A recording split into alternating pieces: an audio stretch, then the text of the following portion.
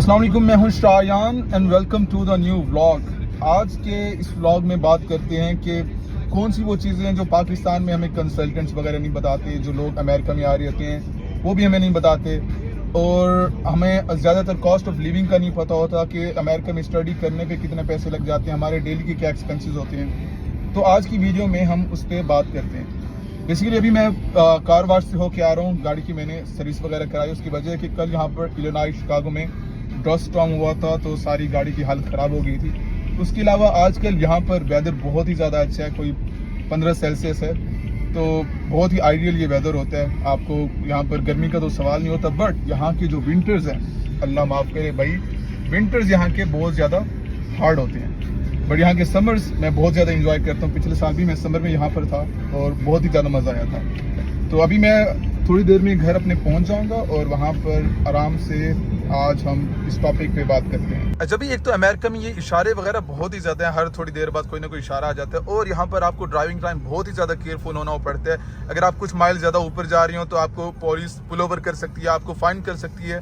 और अगर आप ज़्यादा तेज़ जा रही हो तो आपकी इवन कोर्ट में हेयरिंग भी हो सकती है और वो बहुत ज़्यादा इशू भी हो सकता है। इसके अलावा यहाँ पर कैमरे भी लगे होते हैं, और अगर आप ज़्यादा तेज़ जा रहे हो तो आपके घर भी फाइन आ जाता है, अक्सर आपको फिर पे करना होता है। तो यहाँ पर ड्राइविंग टाइम आपको बहुत ही ज़्यादा केयरफुल होना पड़ता है। अच्छा, अभी तो मैं अपने घर में ऑलमोस्ट पहुँच चुका हूँ और गराज के सामने मैं गाड़ी पार्क कर देता हूँ। घर का एड्रेस है 1428, आगे मुझे खुद भी नहीं पता।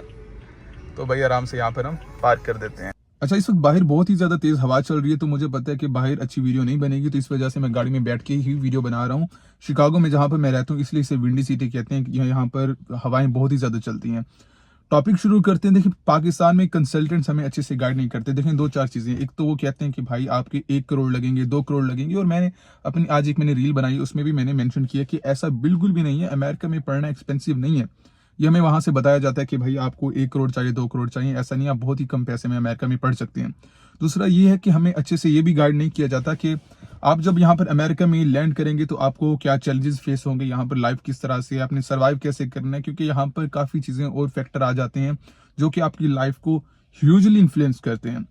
अब पहले मुझे ये क्वेश्चन बहुत ज़्यादा किया जाता है। मैं एक दो क्वेश्चन क्लियर कर देता हूँ कि शायद अगर हम अमेरिका में आ रहे हैं तो हमने फीस कहाँ पे करनी है। भाई, आप जब आप अमेरिका में लैंड कर लेंगे आप तब फीस पे करेंगे। आपको ऐसा नहीं कि आपका वीज़ा भी लग गया तभी आपने फ़ी पे नहीं करनी। सेकेंडली, ये मुझे क्वेश्चन किया जाता है कि हमने ट्रांसफ़र क्यों लेना है। देखिए, अगर आप कम्युनिटी कॉलेज में पढ़ते हैं तो आप यहाँ पर आके पढ़ सकते हैं, आप ट्रांसफ़र ले लें। पाकिस्तान में कम्युनिटी कॉलेज से वीज़ा लेना मुश्किल है।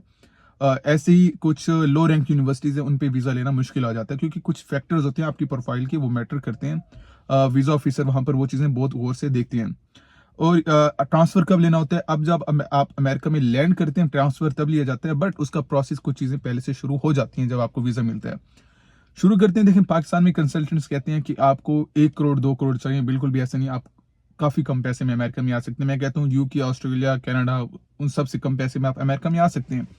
जब तक आप पाकिस्तान में, तब तो आपका कोई खास एक्सपेंस भी नहीं होता, आपको तो 10 लाख भी पाकिस्तान तक नहीं लगते, उससे कम ही आपका सारा काम हो जाता है।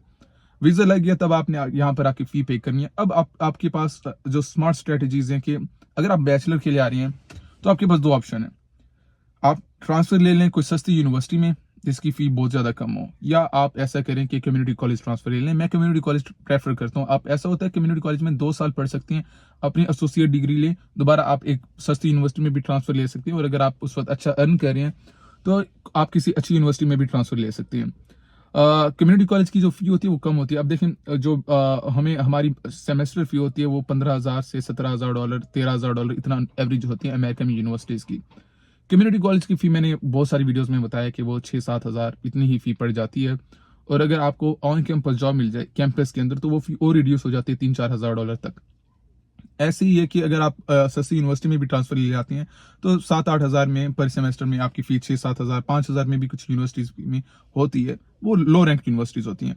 मास्टर्स के वाले भी ये सेम ही चीज़ कर सकते हैं। मास्टर्स वाले क्या कर सकते हैं कि वो आके सस्ती यूनिवर्सिटी में ट्रांसफ़र ले लें। वो 1 साल 1 सेमेस्टर ESL भी पढ़ सकते हैं, English language course.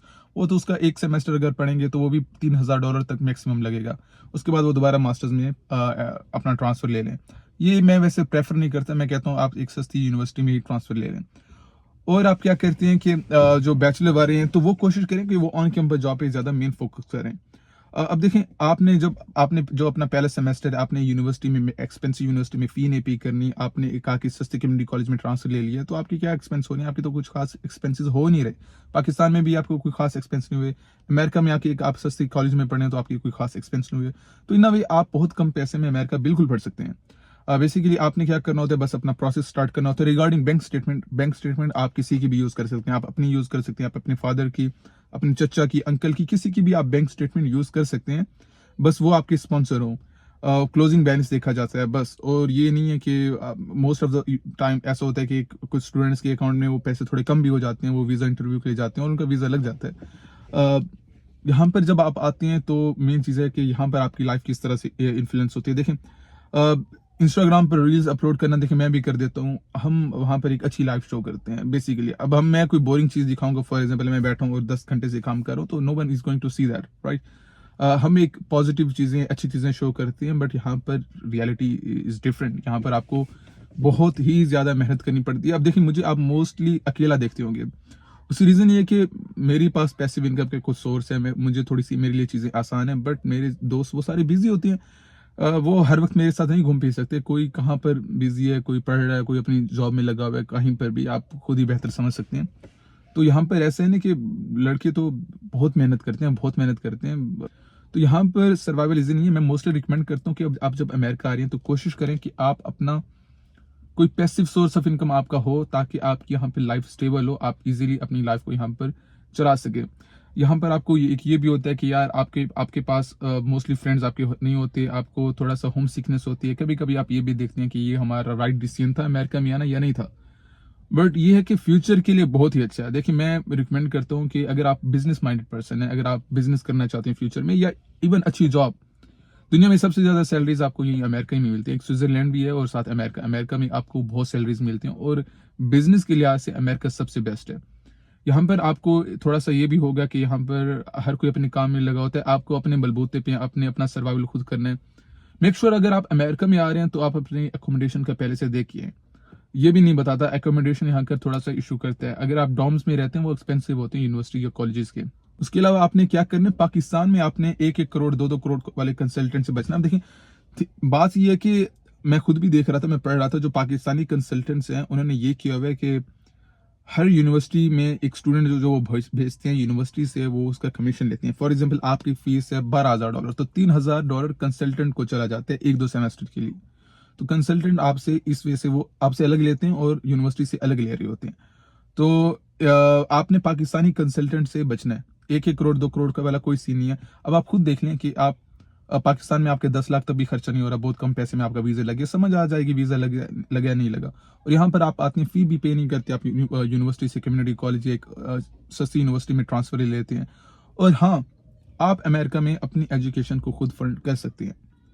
It is possible. हाँ, मेहनत लगेगी, जोर लगेगा, ये होगा कि आपकी बस दिन रात मेहनत चल रही होगी, पढ़ रहे होंगे या बस काम हो रहा होगा, but yes, you can fund your own education. इस पे आपको अच्छी खासी मेहनत करनी पड़ेगी। और रिगार्डिंग आगे ग्रीन कार्ड वगैरह, देखें वो उसके अलग ही सीन्स हो जाते हैं। सबसे इजी तरीके, आप यहाँ पर शादी कर लें। वो नहीं करना तो यहाँ पर आपके पास H1B का ऑप्शन आता है, EB2 NIW national interest waiver, उसके लिए थोड़ा एक्सपीरियंस चाहिए। आपके पास EB1A का ऑप्शन होता है, आपके पास EB2 का ऑप्शन होता है, आपके पास EB2 अनस्किल्ड का ऑप्शन होता है, आपके पास काफ़ी ऑप्शंस आ जाते हैं। तो वो बात की चीज़ें अक्सर पूछते हैं कि भाई ग्रीन कार्ड का क्या सीन है। तो मैं रिकमेंड करूंगा कि अगर कोई भी है, अगर वो सोचता है कि उसका अमेरिका का मूड है तो आए। अच्छा, यहाँ पर ट्रंप वाला कोई सीन है, वीज़ा कोई रिवोक नहीं हुए। ये भी मैसेज किया जाता है वीज़े रिवोक हो रहे नहीं भाई। कुछ बच्चों के हुए थे और वो सारे उनके रीइंस्टेट हो गए थे, उनके दोबारा वीज़े उनके बहाल हो गए थे। तो ऐसा कोई सीन नहीं है। America right now is all good, वीज़े एक्सेप्ट हो रही हैं, मेरे क्लाइंट्स के वीज़े भी लगे हैं। अगर आप सोच रहे हैं तो देखिए, मैं आपको कहता हूँ, अगर आप अमेरिका आना चाहते हैं तो अपना आप प्रोसेस खुद करना चाहते हैं तो डू अ थॉरो रिसर्च। जो यूनिवर्सिटी में देखिए, मैं क्या करता हूँ, मुझे काफ़ी टाइम लगता है। अगर मैं कोई क्लाइंट है तो मुझे उसके लिए बेस्ट यूनिवर्सिटी ढूंढते हुए 2 से 3 दिन लग जाते हैं अक्सर। तो उस पर अच्छी खासी रिसर्च करनी पड़ती है। ऐसे नहीं कि किसी यूनिवर्सिटी में भी अप्लाई कर दिया, उसकी प्रोफाइल के लिहाज से हम यूनिवर्सिटी में अप्लाई करते हैं।